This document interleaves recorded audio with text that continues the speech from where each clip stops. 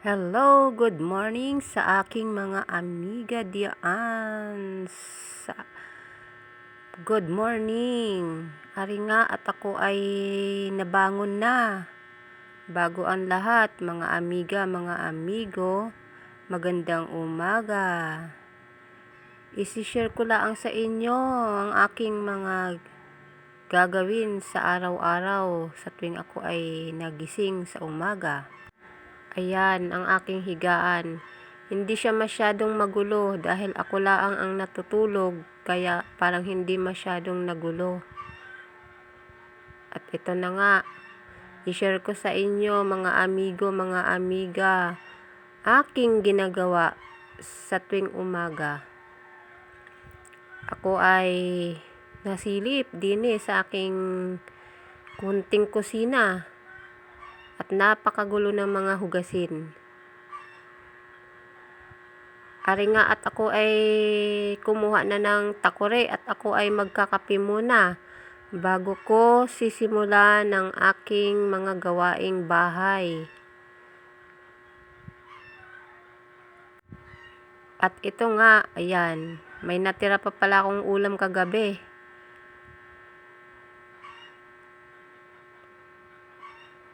Aran, isalang ko muna ang takore at ako ay magkakape mga amiga, mga amigo. Alam nyo mga amiga, kung ako ay nagising mga alas 8 na at ako ay napuyat sa aking pakikipag-engage sa ating mga followers at ayun nga ako ay magkakape. Yun ang aking gamit nga kape ay Kopi Ko Blanca ngani. Ayun ang aking favorite na kape. Oh. At ayan. At napansin ko nga rin aking jug. Aba wala nang laman pala. Oh. Ang ibig sabihin ay bumili na ako ng mineral sa tindahan. Dahil naubos pa lang aking mineral. Kaya ako muna ay bibili ng mineral. At wala naman akong kasama din sa bahay. Kaya ako mismo ang iigib o bibili ng mineral sa tindahan. Sarado muna ang jug at baka yan ay daanan ng pusa at yan ay matapon pa. At ari nga, ako ay muna ikukuha nga muna ng pera. At ako ay bibili ng mineral sa tindahan. Napansin ko ang aking mukha. Medyo maganda yata ngayon ang aking gising at kumpleto ang aking tulog kagabi. Kasi kapag hindi kumpleto ang aking tulog, ang aking pisngi ay napapansin ko yung napakapayat. At yan nga ako ay bibili na nga ng mineral sa tindahan. Ayan. Nakuha ko na 100. At ako lang ang mag-aano. Ito ako ay ayan. Dumating na nga ni ako dyan. At inikot ko muna ang aking camera. Alam nyo ay habang ako ay nagsishare sa inyo ng aking mga ganap sa araw-araw. Ay inikot ko ang camera para pagpasok ko galing tindahan ay makikita nyo ko mga amigo, mga amiga. Napakakulit ko rin sa mga followers ko at sa mga kaibigan ko dyan. Baka sabihin nyo lahat na lang ng aking galaw ay aking nilalagay sa social media. Ay wala talaga akong magawa kasi ito talaga ang gusto ko. Suportahan na lamang ninyo ako mga amiga. At ito na nga, ayan nakabili na ako ng mineral sa tindahan, sinabayan ko na rin ng sabon. At ako ay maglalaba bukas. Medyo mabigat ang mineral na galon, kaya hiningal ako.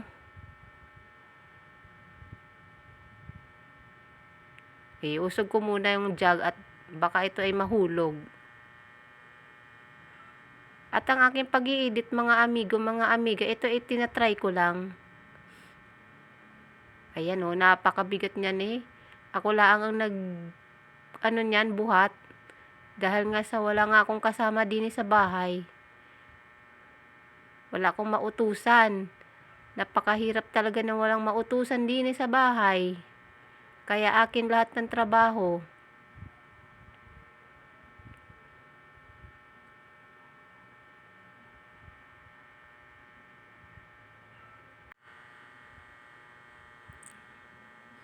Ayan, sinuri-suri ko pa yung aking shampoo na nabili at ilalagay ko doon sa may lababo. Para pag ako ay naligo, ayan, edi mabilis na lang ang makukuha.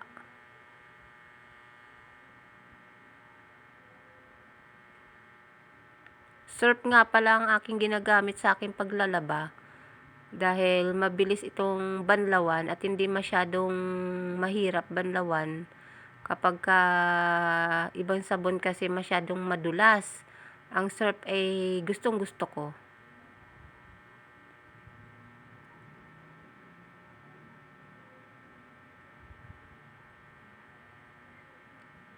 Ayan, ang aking mga ganap sa aking buhay ngayong araw na ito, mga amigo, mga amiga. Itali ko na muna ang aking buhok nga at mahaba na pala. At uumpisahan ko ng aking pagkakape muna bago ako ay tutupi na ako ng aking mga aking mga gawain. Aking higaan, tutupiin ko muna bago ako magkape. At yun lamang po ang aking isi-share sa inyo na ganap sa aking buhay. Maraming salamat sa mga nakikinig dyan o nanonood. Sana ay huwag kayong magsawang magtingin sa aking mukha dito sa Facebook. Maraming salamat. Bye!